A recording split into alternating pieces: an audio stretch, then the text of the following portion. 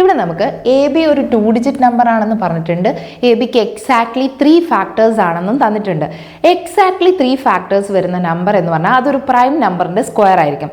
Example ആയിട്ട് നമുക്ക് 5 എടുക്കാം. 5 ഒരു പ്രൈം നമ്പർ ആണ്. 5 സ്ക്വയർ എന്ന് പറഞ്ഞു കഴിഞ്ഞാൽ 25 ആണ്.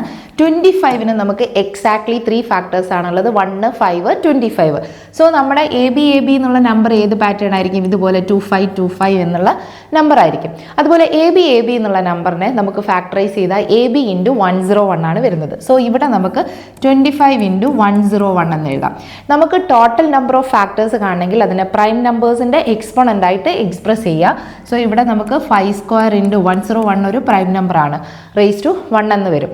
ഇനി നമ്മൾ ടോട്ടൽ നമ്പർ ഓഫ് ഫാക്ടേഴ്സ് കാണാൻ ഈ എക്സ്പോണന്റിനോട് 1 ആഡ് ചെയ്യുക. അവിടെ 2 ആണ്. 2 + 1 3 ഇൻറ്റു അടുത്തതിൽ നമുക്ക് 1 ആണ്. സോ 1 + 1 സോ 3 ഇൻറ്റു 2 ടോട്ടൽ നമുക്ക് 6 ഫാക്ടേഴ്സ് ആണ് വരിക. Option C is the correct answer.